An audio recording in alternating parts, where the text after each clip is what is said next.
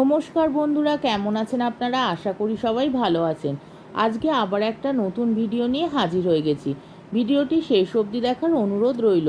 আজকের গল্প জগদীশচন্দ্র গুপ্তের পয়মুখম গল্পের শেষ পর্ব। মণি মরিয়াছে বৈশাখে কাঁচা আম খাইয়া, অনুপমা মরিল অজীর্ণ রোগের উপর জিতবশে অতিরিক্ত গুরুপাক দ্রব্য উদরস্থ করিয়া। মাতঙ্গিনী কাঁদিলেন, ভূতনাথ কাঁদিল, দেবনাথও কাঁদিল।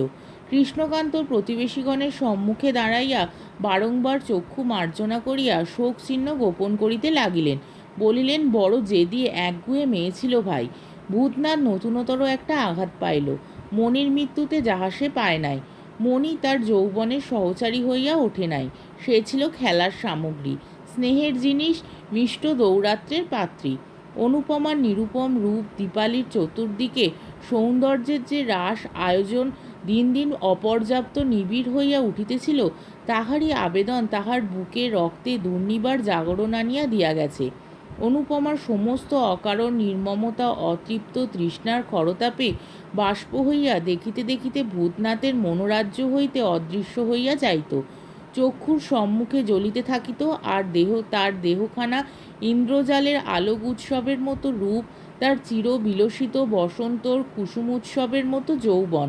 তাহাদের অভাবে ভূতনাথের ভূত ভবিষ্যৎ আর বর্তমানে দিগন্ত পর্যন্ত একেবারে রুক্ষ শুষ্ক কর্কশ হইয়া গেছে। ভূতনাথের কলাপ, মুগ্ধবোধ এবং পরবর্তী অন্যান্য গ্রন্থ তাড়াতাড়ি কাজ সারিয়া আলমারিতে যাইয়া উঠিয়াছে। এখন সে পুরোপুরি একজন কবিরাজ, কিন্তু বিবাহে তার আর ইচ্ছা নাই। কৃষ্ণকান্ত পুত্রের আচরণে দিন দিন অসহিষ্ণু হইয়া উঠিতেছেন। এইভাবে আর কিছুদিন চলিলেই সংসারের উপর তাহার আর কিছুমাত্র মার্জনার ভাব থাকিবে না, এ ভয়ও তিনি স্পষ্টই দেখাইয়া বেড়াইতেছেন। স্ত্রী হইয়াছে আজকালকার লোকের যেন মহাগুরুর সেরা।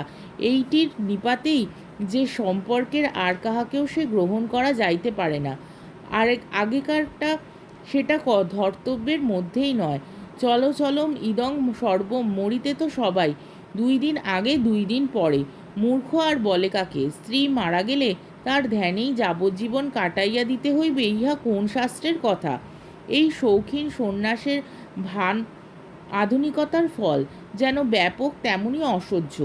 মানুষ মরে বলিয়াই পৃথিবীতে মানুষের স্থান হয়, নতুবা এতদিন মানুষকে দলে দলে যাইয়া সমুদ্রে ঝাঁপাইয়া পড়িতে হইত। কিন্তু ভূতনাথ একেবারে নিষ্পৃহ।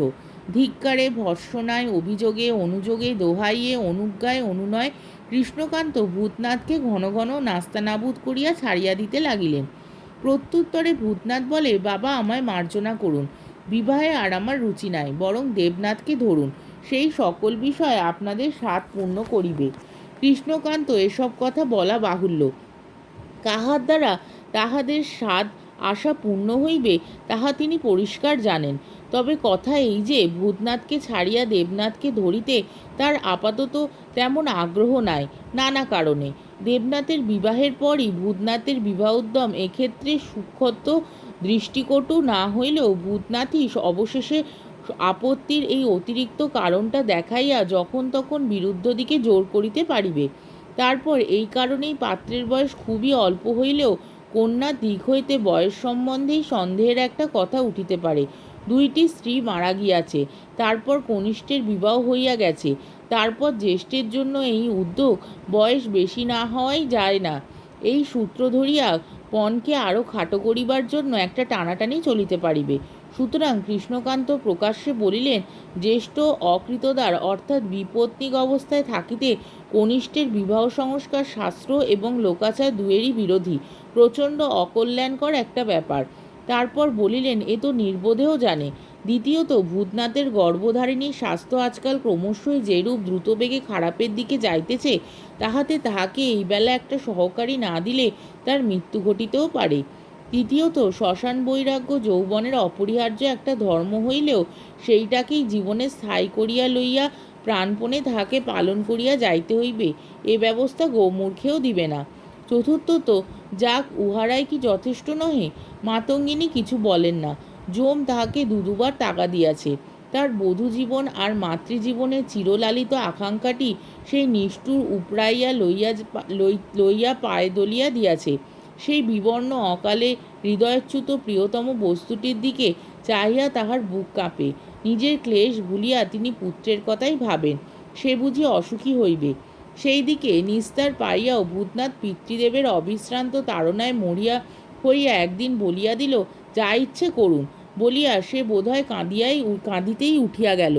উল্লাসের বিস্তৃত হাসিতে কৃষ্ণকান্তর মুখমণ্ডল ভরিয়া উঠিল। পণ ও পাত্রী ঠিকই ছিল। 10 দিন অগ্রপশ্চাৎ কৃষ্ণকান্ত দুইটিকেই ঘরে আনিলেন। পণ 800 টাকা। ভূতনাথের বৈবাহিক জীবনে আরও খানিকটা খাঁদ মিশিলেও পাত্রীর রং ময়লা বলিয়া খাঁদের কথা ও পক্ষকে কৃষ্ণকান্ত বিন্দুমাত্র তুলিতে দিলেন না। বিনা পানীয় রং সুবিধার নয়, কালোই। সুবিধার মধ্যে তার চক্ষু দুটি এবং ভ্রুযুগল, ভ্রু দুটি টানা টানা, চক্ষু দুটি আবেশে ভরা। মাতঙ্গিনীর নিজের সুখ দুঃখ কোনোদিনই তার অন্তরের একান্ত নিজস্ব জিনিস হইয়া উঠিতে পারে নাই। জলের উপর পদ্মপত্র যেমন ভাসে, তেমনি করিয়া মাতঙ্গিনীর সর্বান্তঃকরণ সংসার পাথরের বুকের উপর ভাসিয়া বেড়ায়। পাথরে ঘা লাগিলেই তাহার বুক দুলিয়া ওঠে। মাতঙ্গিনী চোখে জল আসিতে দিলেন না।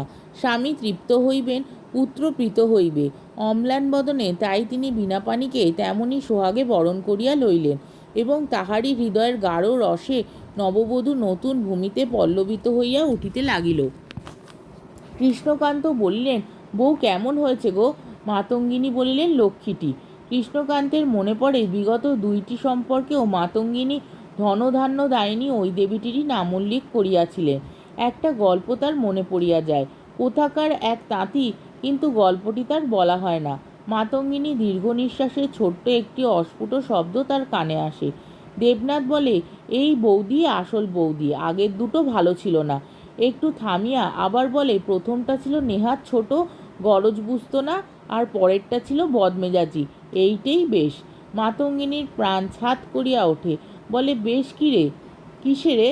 কথায় বার্তায় আলাপে আদরে বেশ। শুনিয়া প্রখর মধ্যাহ্নের উপর মেঘের চঞ্চল ছায়ার মতো মাতঙ্গিনীর বুকের ভিতর দিয়া কিসের একটা সুখকর সুশীতল মৃদুস্পর্শ ভাসিয়া যায়। কিন্তু পরক্ষণেই তিনি চমকিয়া ওঠেন। সারা জীবন ভরিয়া শুধু মানুষকে আপন করিয়া তুলিয়া তিনি দিনান্তে বহু পূর্বেই তাহাকে বিসর্জন দিয়া আসিয়াছেন। তবু আপন করিয়া লইবার মহালোলুপতা তার আজিও তেমনই জাগ্রত। মাতৃহৃদয়ের সে ক্ষুধা জম হরণ করিতে পারে নাই। প্রাণপণে সেই ক্ষুধাটিকে দমন করিবার চেষ্টা তার আসিয়াছে, কিন্তু এ যে কথায় বার্তায় আলাপে আদরে বেশ। ভূতনাথ মণিকে হাত ধরিয়া টানিয়া কাছে লইত, তার ঘুমটা লইয়া কাড়াকাড়ি করিত। কত খেলা, কত আমোদ, কত কৌতুক। অনুপমাকে সে লুকাইয়া দেখিত, হঠাৎ দেখা দিত। নিজেকে সহস্র চতুর অভাবনীয় উপায় তৃপ্ত করিবার লালসায় সে ছটফট করিয়া বেড়াইত। কিন্তু বীণাপাণির কাছে সে আসে শান্ত হৃদয়। ঝড়ের পর ঢেউ আপনি থামিয়া স্রোতের অন্তর ব্যাপিয়া শুধু একটা নিঃশব্দ ক্ষিপ্রতা রহিয়াছে। বীণাপাণি জানে, স্বামী পূর্বে 2বার বিবাহ করিয়াছিলেন। স্ত্রী 2টি সুন্দরী ছিল। সে কালো। মাতঙ্গিনী দুরু দুরু বুকে ভাবেন, ছেলে অসুখী না হয়। তার মনের দুশ্চিন্তা মনেই পরিপাক পাইতে পাইতে সহসা একসময় দুঃসহ হইয়া শুধু একটি প্রশ্নেই আত্মপ্রকাশ করিতে চায়। বলেন, সব জানো তো বৌমা, আগেকার কথা। বীণাপাণি বুঝিতে কিছুই বাকি থাকে না। বলে, জানি মা। তারপর মনে মনে বলে, আমি যে কালো। মাতঙ্গিনী তার মনের কথা কি করিয়া টের পান বীণাপাণি তা জানে না। তার মুখচুম্বন করিয়া বলেন, মা, আমার কালো, কিন্তু কালোতেই কেমন মানিয়েছে। এই সান্ত্বনার কথা। শাশুড়ির এই মমতার্থ ছলনায় বীণাপাণি একটু হাসে। হাত বাড়াইয়া শ্বশুর পায়ে ধুলা লইয়া বলে, তুমি ভেবো না মা। মাতঙ্গিনী অবাক হইয়া যান। তাই লুকায়িত উদ্বেগ কি করিয়া বধূর কাছে ধরা পড়িল। আশীর্বাদ করে, জন্ম এয়তি হও। মণি শাশুড়ির সঙ্গে সঙ্গে ছায়ার মতো ঘুরিত। কতক ভয়, কতক কৌতুকে মনের কথা সে বুঝিত না। কাজ পণ্ড করাই তার দস্তুর ছিল। দৈবাৎ উতরাইয়া যাইত। মাতঙ্গিনী বকিয়া ঝকিয়া পরক্ষণেই তাহাকে কোলের ভিতর টানিয়া লইতেন। মণিকে তিনি আপন পেটের অবোধ সন্তানের মতো ভালোবাসিয়াছিলেন। অনুপমা প্রকাশ্যে একেবারে হাতে কলমে পায়ে না ঠেলিলেও আমল প্রায় দিত না। দরদ বোঝা আর বুঝিয়া দেখা তার বড় ছিল না। তবু মাতঙ্গিনী তাহাকে ভালোবাসিয়াছিলেন পুত্রের প্রিয়তমা বলিয়া। অলক্ষ্যে থাকিয়াই তিনি বুঝিতে পারিতেন বধূকে পাইয়া পুত্র এক হিসাবে চরিতার্থ হইয়াছে, কিন্তু বীণাপাণি একেবারে অন্যরকম, অতিশয় শান্ত, অথচ এমন তীক্ষ্ণধী যে মাতঙ্গিনীর বিস্ময়ের অন্ত থাকে না। কি করিয়া অতটুকু মেয়ে তার মনের সুদূরতম প্রান্ত পর্যন্ত একেবারে যেন স্পষ্ট দেখিতে পায়। মাতঙ্গিনী পরের হাতে সেবা কখনো পায় নাই। সেবা কি মধুর সামগ্রী, সে স্বাদ তিনি বীণাপাণির হাতে প্রথম পাইলেন। অলক্ষ্যে থাকিয়াই মাতঙ্গিনীর সর্বান্তঃকরণ অশেষ সুখের সঙ্গে অনুভব করে পুত্রের মন বসিতেছে। এ বাসায় কলরব নাই, উদ্দামতা নাই, বিক্ষোভ নাই, জয় পরাজয় শঙ্কার নিঃশ্বাসে তাহা উত্তপ্ত নহে। এ বাসা শুধু একটি রস ঘন নির্মল মধুরতার মাঝে নিষ্পঙ্ক শান্ত আত্মসমর্পণ। ভূতনাথের পয়সা হইয়াছে, কিন্তু সব জিনিসেরই মূল্যাদি অত্যাধিক বাড়িয়া যাওয়ায় সংসারে নাই নাই রবটা যেন থামিয়াও থামে না। মাঝে মাঝে কৃষ্ণকান্তের নামে মানি অর্ডারের টাকা আসে। কে পাঠায়, কেন পাঠায়, কে জানে। কৃষ্ণকান্ত সাবধানে লুকাইয়া টাকাটা গ্রহণ করেন, কিন্তু হঠাৎ একদিন কিছুই লুকানো রহিল না। দূরে এক রোগীর লোক আসিয়া কৃষ্ণকান্তকেই চাহিয়া বসিল। তাহার পরিবর্তে তরুণ কবিরাজ ভূতনাথকে সে কিছুতেই মঞ্জুর করিল না। রোগ বড় কঠিন। কৃষ্ণকান্ত অতীব অনিচ্ছার সহিত পালকিতে যাইয়া উঠিলেন, এবং তাহার পালকিও দৃষ্টির বহির্ভূত হইয়া গেল। মানি অর্ডারও আসিয়া পড়িল। বীণাপাণির পিতা পাঠিয়াছেন 10টি টাকা। ভূতনাথের বুদ্ধি কলাপ অধ্যয়নকালীন স্থূল ছিল, কিন্তু আজকাল অন্তত বহিরাবরণ ছিন্ন করিবার মতো ধারালো হইয়াছে। টাকা 10টি পুরোভাগে রাখিয়া হুকায় 2টি টান দিতেই সমগ্র ব্যাপারটি তাহার কাছে সুস্পষ্ট হইয়া উঠিল। রঙের অপরাধে পুত্রবধূর পিতাকে মাসে মাসে জরিমানা দিতে হইতেছে, এবং এই ব্যাপারে সুদূর ইতিহাসটাও তার অজ্ঞাত রহিল না। অপরাজিতাটিকে পরিত্যাগ করিয়া তিনি পুনরায় গোলাপ আহরণ করিয়া আনিবেন যদি। ওই এক কথাতেই বিষয় ভয় পাইয়া কালো মেয়ের বাপ ছেলের বাপকে সংযত রাখিতেছেন। আরও একটা নিদারুণ অতি ভয়ঙ্কর সন্দেহ ধীরে ধীরে ভূতনাথের মধ্যে স্থিতিলাভ করিতেছিল। কি হেতু অবলম্বন করিয়া এই অসহ্য সন্দেহের উদ্ভব, তাহা তাহার নিজের কাছেই একটা দুরূহ হেয়ালির মতো, অথচ সন্দেহটা যে আদৌ অমূলক নয় এ বিশ্বাসও অনিবার্য, যেন নিজেই তৈরি হইয়া উঠিয়াছে। কৃষ্ণকান্তের পালকি অনেক বেলায় উঠানে আসিয়া নামিল, এবং তিনি বিশ্রামের জন্য অন্দরে না যাইয়া হাঁসফাঁস করিতে করিতে বাইরের ঘরে ঢুকিয়াই এমনভাবে থমকিয়া গেলেন, যেন চুরি করিতে আসিয়া অন্ধকারে একেবারে পাহারাওয়ালারই ঘাড়ে পড়িয়াছেন। ভূতনাথের কোলের কাছেই 10টি টাকা সাজানো রহিয়াছে, এবং তাহার শ্বশুরের নাম সমন্বিত কুপনখানিও রহিয়াছে। তাহারই এই মহৌষধির কাজ করিয়াছে। ভূতনাথ টাকা 10টির দিকে চাহিয়া বলিল, শ্বশুর আপনাকে 10টি টাকা পাঠিয়েছেন কেন? কৃষ্ণকান্ত সহসা প্রগল্ভ হইয়া উঠিলেন, তরতর করিয়া বলিয়া গেলেন, তোমাকে বোধহয় সাহায্য করেছেন। অতি অমায়িক সজ্জন তিনি। একখানা চিঠিতে একবার লিখিয়াছিলাম তোমার কথা, যে শ্রীমানের বড় টানাটানি, তাই বুঝি তিনি মেয়েজামাইকে। বলিতে বলিতে কৃষ্ণকান্ত অমায়িক সজ্জন প্রেরিত টাকা 10টি তুলিয়া লইয়া পুত্রের সম্মুখ হইতে পলাইয়া যেন বাঁচিলেন। কিন্তু মানুষের দুষ্কৃতি অত সুলভে নিষ্কৃতি পায় না। ভূতনাথের পিতৃভক্তি যেন পিতাকেই পদে পদে তেমনি সবেগে অনুসরণ করিয়া নিঃশেষ হইয়া বাহির হইয়া গেল। তাহার উচ্চারিত মিথ্যা কথাগুলির বিনাশ কিন্তু অত সহজে ঘটিল না। তাহার ধ্বনি আর প্রতিধ্বনির পর প্রতিধ্বনি জাগিয়া প্রতি মুহূর্তে কঠিন হইতে কঠিনতর হইয়া দুর্ভাগ্য ভূতনাথের কর্ণবিবরে আবর্তিত হইতেই লাগিল। ভূতনাথের শ্বশুর আর টাকা পাঠান না। ভূতনাথ অভয় দিয়া নিষেধ করিয়া তাহার জ্ঞানচক্ষু ফুটাইয়া দিয়াছে।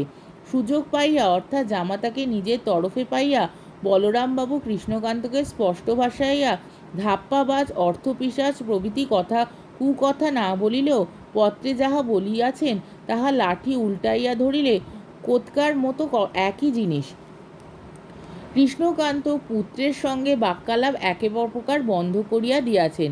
জন্মদাতা পিতার অপেক্ষা কন্যাদাতা পিতা সম্পর্ক হইল বড়, আর তারই স্বার্থ হইল বড়, অমন ছেলের ইত্যাদি অসহ্য হইয়া সংস্কৃত এক শ্লোকেই তিনি আওড়াইয়া দিলেন। মূর্খ পুত্রের জন্মদাতার যত কষ্ট সব সেই শ্লোকের অক্ষরে অক্ষরে বর্ণিত হইয়াছে। বীণাপাণির জ্বর অল্প, কিন্তু তাহাতেই মাতঙ্গিনীর বুকের ভিতর পৃথিবীর দুশ্চিন্তা দাবাগ্নির দাহ লইয়া জ্বলিয়া উঠিয়াছে। আকুলি বিকুলি কেবলই মধুসূদনকে ডাকিয়া ডাকিয়া উৎকণ্ঠায় উদ্বেগে তার জিহ্বা শুকাইয়া অনর কাঠ হইয়া গেছে। আর দুইটি এমনি করিয়া মায়া কাটাইয়াছিল। কিন্তু এবার মধুসূদন তাহার ডাকে বিচলিত হইয়া প্রাণরক্ষা দূত পাঠাইয়া দিলেন। সন্ধ্যার পর বীণাপাণি একলাটি ছুঁইয়া আছে। মাতঙ্গিনী এতক্ষণ তাহাকে কোলের কাছে করিয়া বসিয়াছিলেন। তাহাকে পথ্য দিয়া এইমাত্র উঠিয়া গেছেন। বৌমা কেমন আছো বলিয়া কৃষ্ণকান্ত আসিয়া দাঁড়াইলেন। বীণাপাণি তাড়াতাড়ি উঠিয়া বসিয়া বলিল, ভালোই আছি বাবা। কৃষ্ণকান্ত বলিলেন, কিছু খেয়েছো? খেয়েছি। কখন? এক্ষুনি খেলাম। তবে কিছুক্ষণ বাদে এই ওষুধটি খেয়ে ফেলো। বলিতে বলিতে কাপড়ের খুঁটের আড়াল হইতে খল বাহির করিলেন। বলিলেন, জ্বর যদি আবার আসে তবে ছেলে মানুষ বড় কষ্ট পাবে। আগে থেকেই সাবধান হওয়া ভালো। এই খাটের পায়ার কাছে রইল কাগজ ঢাকা। নিজেই উঠে খেয়ে ফেলো। বীণাপাণি কহিল, আচ্ছা। ভূতনাথ কোথায় ছিল কে জানে। কৃষ্ণকান্ত বাহির হইয়া যাইতেই সে শশব্যস্ত ঘরে ঢুকিয়া বলিল, বাবা এসেছিলেন দেখলাম, তিনি কি ওষুধ দিয়ে গেলেন? বীণাপাণি কহিল, হ্যাঁ, কেন?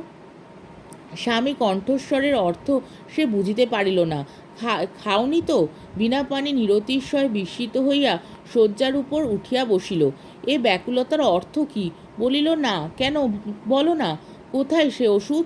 খাটের ওই পায়ার কাছে ঢাকা রয়েছে দেখো। ভূতনাথ ঔষধের খল লইয়া বাহির হইয়া গেল। কৃষ্ণকান্ত কবিরাজ তাকিয়ার ভর করিয়া অর্ধশায়িত অবস্থায় পরম তৃপ্তির সহিত চোখ বুজিয়া শর্টকা টানিতেছিলেন। কিন্তু এ সুখ তার অদৃষ্টে টিকিল না। মানুষের পায়ের শব্দে চোখ খুলিয়ায় তিনি সামনে যেন ভূত দেখিলেন।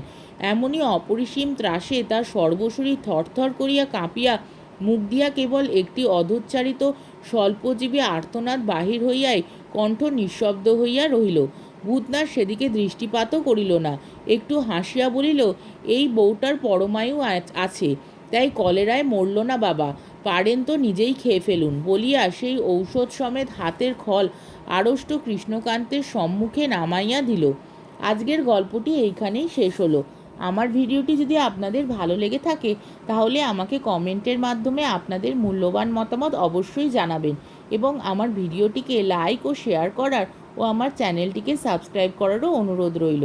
তাহলে আজকের ভিডিওটা এই অবধি। পরের দিন আবার অন্য কোনো গল্প নিয়ে হাজির হয়ে যাব। ততক্ষণ পর্যন্ত আপনারা সবাই ভালো থাকবেন, সুস্থ থাকবেন, সাবধানে থাকবেন এবং আমার ভিডিওটি দেখতে থাকবেন। তাহলে আজকে আসি। নমস্কার।